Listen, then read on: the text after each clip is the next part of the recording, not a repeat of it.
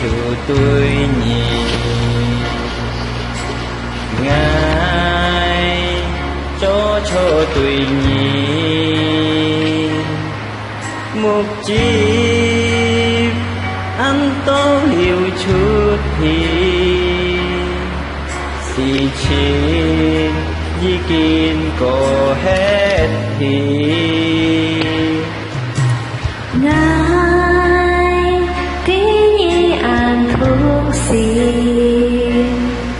nhị phiêu Ngài ra an phôn ni Ngài khăn tí nhôm bé hi riêng vui Ngài chiều đeo ở Ngài tuy nhi họ tuy nhi mô cảm chi riêng vui Ngài chết ca diệu leo ôi nhi Ngài cảm chi mô sĩ thiên phu nhi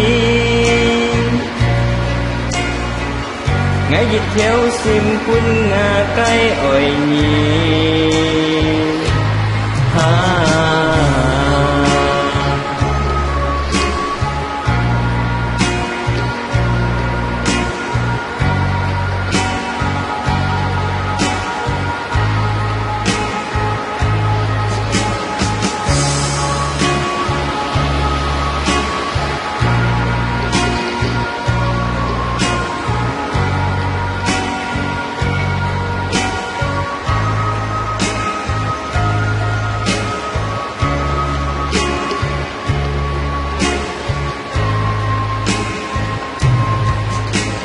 Ngài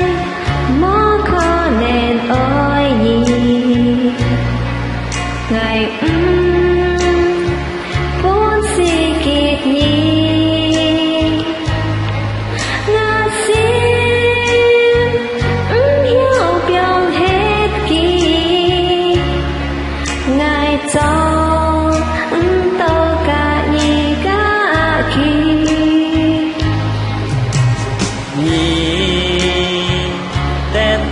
tổ ngã sim tàn hết nhi tết tổ ngã nhi ngày hiếu ân vui nhà cái sim cho phan thế nhi diệu xì chi ngài thấy nhi họ thôi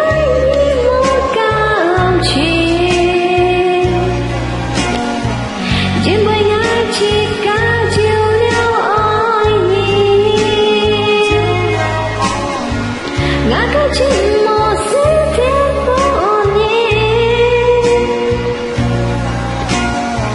Ngài đi theo xiêm phong Nga cái ôi nhìn